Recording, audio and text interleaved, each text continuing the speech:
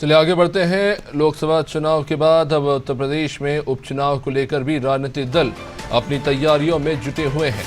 बसपा भी कहीं ना कहीं अपनी तैयारियों में जोर दे रही है। मजबूत प्रत्याशी की तलाश है बसपा को, क्योंकि जिस तरह से बसपा का सफर ढलान पे जा रहा है, जाहिर तौर पर बसपा जोर लगाएगी अपनी संख्या को थोड़ा बेहतर करने का।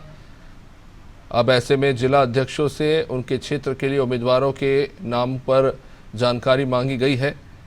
आकाश आनंद की वापसी को लेकर भी कहीं ना कहीं संशय बना हुआ है। नीतीश हमारे साथ जुड़े हुए हैं। नीतीश, उपचुनाव को लेकर तमाम राजनीतिक दलों की अपनी तैयारी है, तो कहीं ना कहीं बहुजन समाजवादी पार्टी का अपना संघर्ष भी है, जो लगातार अपने संख्या जो है वो गंवा रही है, चाहे आंकड़ों के रूप में ले या वोट प्रतिशत के रूप में।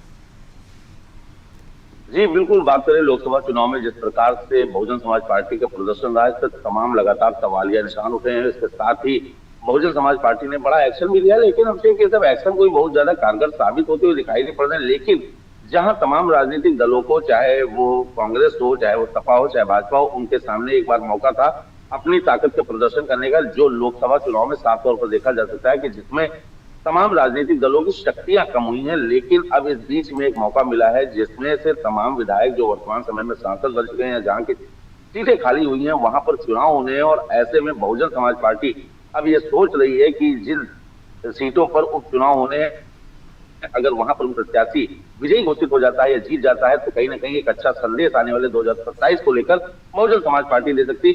हम आपको बता दें कि वैसे तो लोकसभा चुनाव में बहुजन समाज पार्टी का एक शर्मनाक प्रदर्शन रहा है, लेकिन विधानसभा में एक अकेले विधायक उमाशंकर सिंह ने बहुजन समाज पार्टी की लाज रखी थी। अकेले वही विधायक है, तो ऐसे में मायावती जरूर यह सोच रही होंगी कि अगर उपचुनाव में बहुजन समाज पार्टी के तमाम विधायकों की संख्या बढ़ा सकती है, तो कहीं ना कहीं ये पार्टी के लिए एक सम्मान की बात होगी।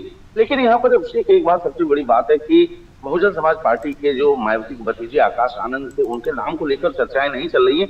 आकाश आनंद उभरता हुआ चेहरा बहुजन समाज पार्टी के बन रहे थे, कहीं ना कहीं लोगों का लगाव झुकाव उनकी तरफ जा रहा था, लेकिन अभी तक उनके नाम पर कोई चर्चा नहीं आई है। हालांकि सूत्रों ने यह दावा जरूर किया है कि तमाम जनपद के बहुजन समाज पार्टी के जिलाध्यक्षों से अच्छे नामों की स्वीकृति मांगी गई है।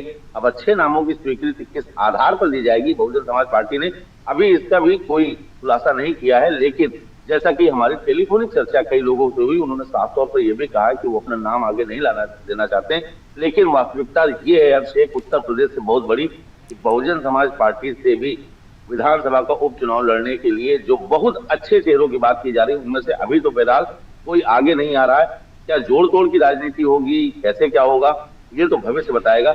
लेकिन बहुजन समाज पार्टी को अपना कोर वोटर इकट्ठा करने के लिए ये अग्नि परीक्षा जरूर पास करनी होगी।